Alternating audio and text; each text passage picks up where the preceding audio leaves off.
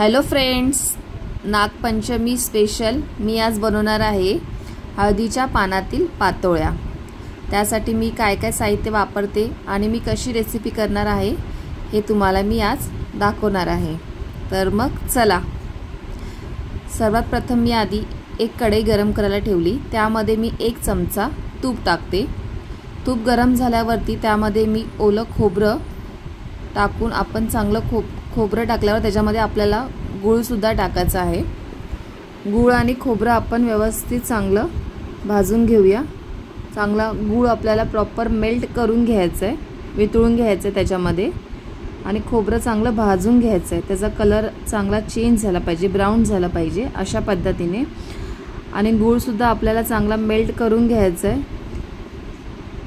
गूळ वितळेपर्यंत आपल्याला ते कंटिन्युअसली हलवत राहायचं आहे, नाहीतर खाली चिटकेल। त्यामध्ये मी 1 चमचा वेलची पावडर टाकते। वेलची पावडर टाकल्यावर आपण ते एक प्रॉपर मिक्स करून घेऊया। परत गूळ आता आपला चांगला मेल्ट झाला आहे आणि आपलं आतलं सारण, गूळ आणि ओलं खोबरं, त्याचं सारण आता आपलं रेडी झालं आहे। हे बघा किती छान, सेम मोदकाला आपण करतो ना त्या पद्धतीनेच आपल्याला करायचं आहे। आता आपल्याला एका कढईमध्ये पाणी गरम करून चांगलं उकळी काढून घ्यायची आहे। त्यामध्ये आपण थोडं मीठ टाकणार आहोत, अर्धा चमचा। त्यानंतर त्याच्यामध्ये आपण तेल टाकू शकतो किंवा तूप पण टाकू शकतो, आपण दोघांपैकी काही टाकू शकतो। तर मी थोडंसं तूप टाकलंय। त्यानंतर तांदळाचं पीठ मी त्याच्यामध्ये ॲड करणार आहे। पाण्याला चांगली उकळी येऊन द्यायची आहे, त्याच्यानंतर आपल्या तांदळाचं पीठ टाकायचं आहे त्याच्यामध्ये, आणि आपल्याला हे प्रॉपर मिक्स करून घ्यायचं आहे। तांदळाचं पीठ टाकल्यावरती मी 3 चमचे टाकलेत आणि हे आपण प्रॉपर मिक्स करून घेऊया।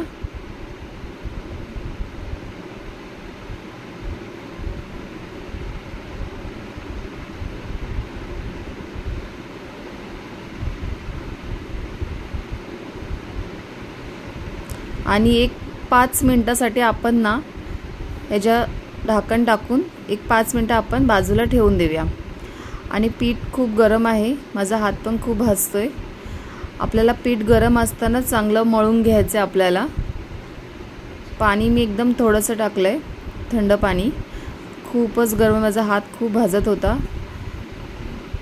अशा पद्धतीने आपल्याला चांगलं घट्ट असं पीठ मळून घ्यायचं आहे। थोडंसं आपल्याला मध्ये आधी तेल सुद्धा लावून घ्यायचं आहे, एकदम प्रॉपर मळायचं आपल्याला। सेम आपण मोदक बनवतो ना, सेम तशाच पद्धतीने आपल्याला बनवायचं आहे। बघा पीठ किती व्यवस्थित मी मळले, अशा पद्धतीने तुम्हाला पण पीठ मळून घ्यायचं आहे।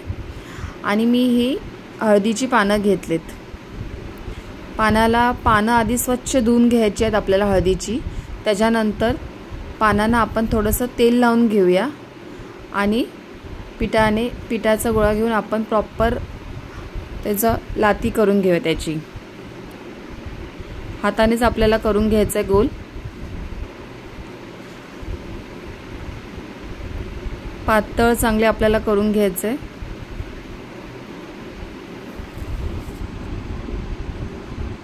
एकदम हलक्या हाताने आपल्याला प्रेस करायचं आहे, ते जास्त जोरात दाबायचं नाही आहे।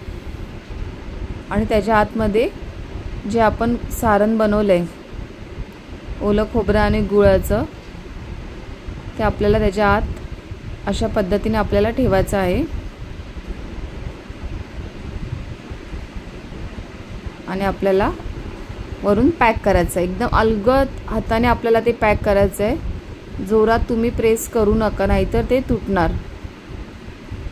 हे बघा अशा पद्धतीने आपल्याला एक करून सर्व रेडी करून घ्यायच्यात हळदीच्या पानामध्ये, अशा पद्धतीने।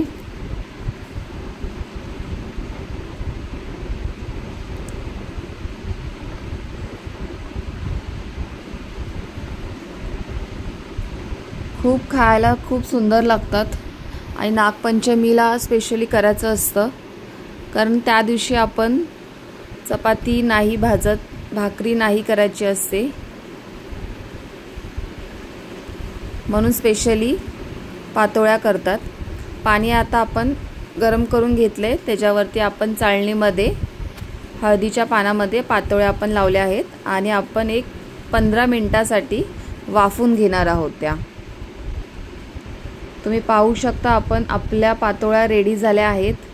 किती मस्त आणि सुगंध पण खूप छान येतो हळदीच्या पानाचा। तुम्ही पाहू शकता आपल्या पातोळ्या रेडी झाल्या आहेत। तुम्हाला माझी रेसिपी कशी वाटली ती मला नक्की कमेंटमध्ये सांगा आणि माझ्या चॅनलला प्लीज लाईक, शेअर आणि सबस्क्राइब करायला अजिबात विसरू नका। Thank you.